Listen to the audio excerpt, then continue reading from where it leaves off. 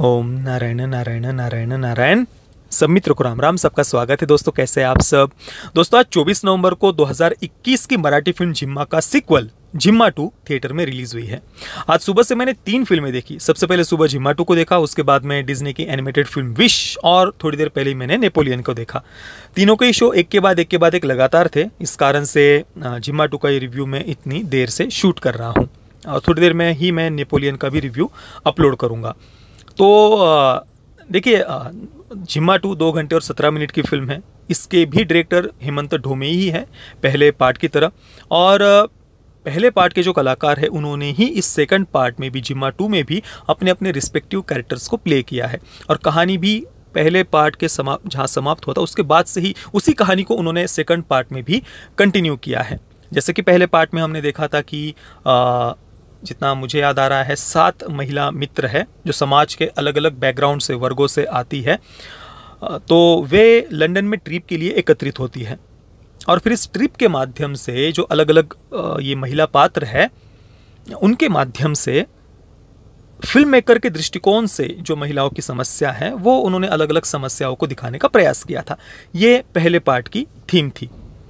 हालांकि आजकल हम देखते हैं कि जितनी भी फेमिनिस्ट फिल्में आती है उनमें से अधिकतर की थीम यही हम देखते हैं, कहानी यही हम देखते हैं कि कुछ महिला मित्र है और वे अपने आप को लिबरेटेड फील करने के लिए अपने परिवार को, पति को, बच्चों को, सबको पीछे छोड़ करके वे कहीं पर घूमने के लिए जाते हैं, चाहे वो गोवा हो या कहीं पर विदेश में किसी जगह पर हो।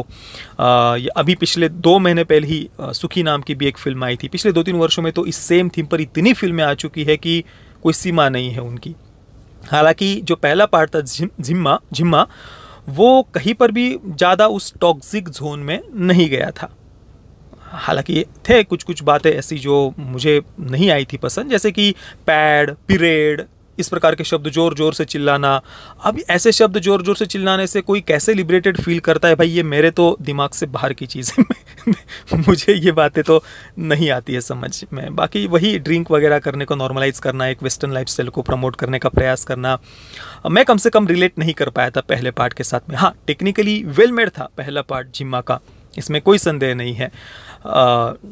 सॉन्ग्स और म्यूज़िक मुझे पसंद आया था पहले पार्ट का। परफॉर्मेंसेस ऑब्वियसली सभी के बढ़िया थे और डायरेक्शन भी अच्छा था। डायरेक्टर जो भी कहना चाहते थे वो सही है, गलत है, उस पर हर एक के अपने अपने विचार अलग हो सकते हैं, परंतु जो भी डायरेक्टर कहना चाह रहे थे वो सही तरीके से सामने रख पाए थे। तो ये था पहले पार्ट का मेरा विचार, और वैसे मैंने पहले पार्ट का रिव्यू किया भी हुआ है।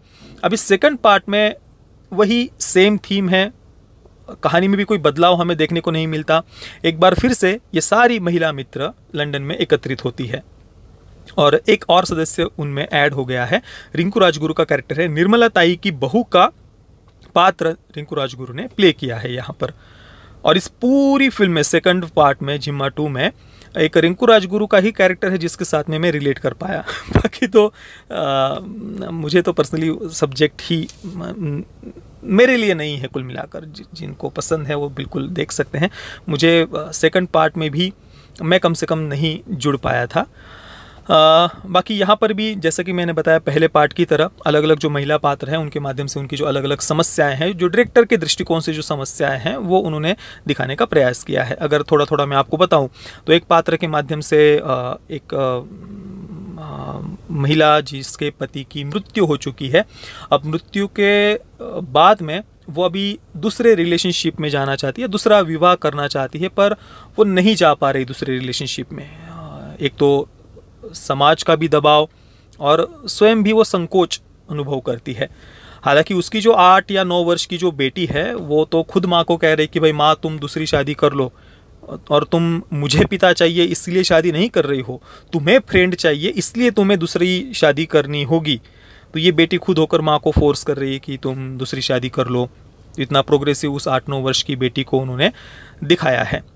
हालांकि माँ संकोच के चलते नहीं जा पाती दूसरे रिलेशनशिप में, मतलब जो उनको कहना था वो उन्होंने कह भी दिया है, पर साथ में ही फिर वो नहीं जाते हुए उसे दिखाया है। और उसी पात्र के माध्यम से फिर वो डिप्रेशन की समस्या को भी उन्होंने दिखाया है। और इसके अलावा इंदु ताई का जो कैरेक्टर है, वृद्धावस्था की समस्या को उसके माध्यम से उन्होंने दिखाने का प्रयास किया है। एक और पात्र है किसी बीमारी के चलते ऑपरेशन में उसके गर्भाशय को निकाल देना पड़ा था, तो वह भी गर्भवती नहीं हो सकती। इस कारण से उसके पास में जो भी विवाह के लिए रिश्ते आ रहे हैं, सब लड़के ये बात जानते ही उसको मुंह पर ना कह देते हैं, और इस बात के कारण और बहुत ज़्यादा वो डिप्रेशन में है, परेशानी में है। और एक सीन में तो वो बहुत रोती भी है कि जो भी लड़के मुझे देखने के लिए आते हैं और ये बात जब वो जानते हैं कि मैं प्रेग्नेंट नहीं हो सकती, तो तुरंत वो मेरे मुंह पर मुझे ना कहकर चले जाते हैं।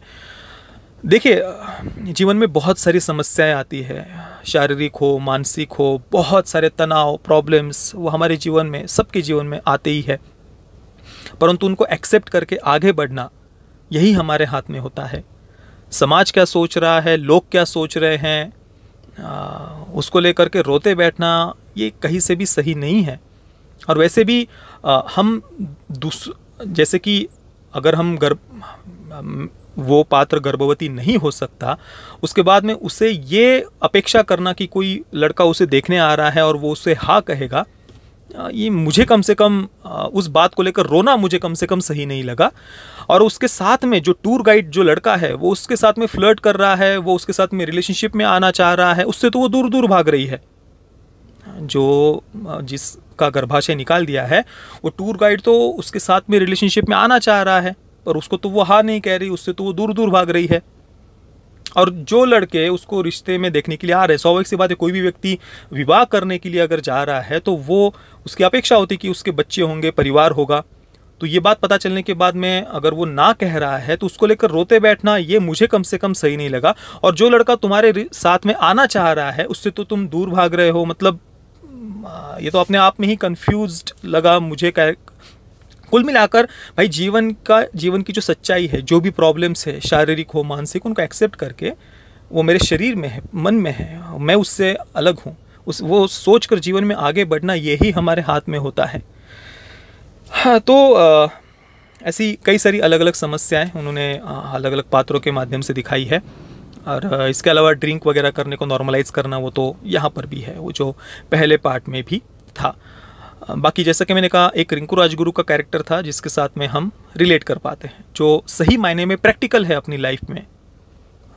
ज़बरदस्ती का कोई फेमिनिज्म का भूत उसके ऊपर सवार नहीं है।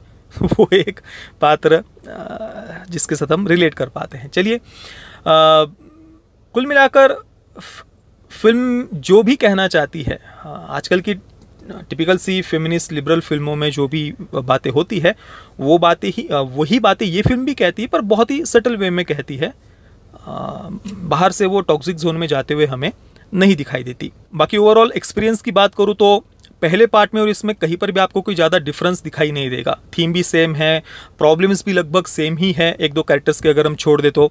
एक कुकिंग कंपटीशन को उन्होंने साथ में ऐड किया है। इंदु ताई का जो कैरेक्टर है, उनकी वृद्धावस्था की जो प्रॉब्लम्स है, उस कारण से वे तैरने के लिए जाती है, फिर उनके साथ में एक दुर्घटना हो जाती है, वो एक बात उन्होंने ऐड की है। तो कुछ कुछ सब प्लॉट्स उन्होंने एक्स्ट्रा ऐड किए हैं, पर ओवरऑल ऐसा कुछ फिल्म में नयापन हमें नहीं लगता। और जहाँ तक बात है प्रोडक्शन वैल्यू की या बजट की, तो मुझे पहला पार्ट इससे ज़्यादा देखने में रिच लगा था। इस बार अभी सेकंड पार्ट देखते समय ऐसे लग रहा था जैसे बजट को उन्होंने टोन डाउन कम कर दिया है।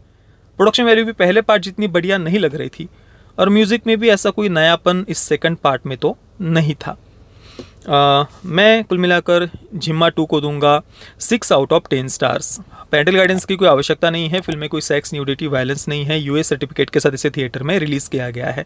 बाकी दोस्तों, आपने अगर इस फिल्म को देखा है तो आपका अनुभव कैसा रहा, मुझे आप नीचे कमेंट में अवश्य बताना। वीडियो देखने के लिए आप सभी मित्रों का बहुत बहुत धन्यवाद। जय श्री राम, वंदे मातरम।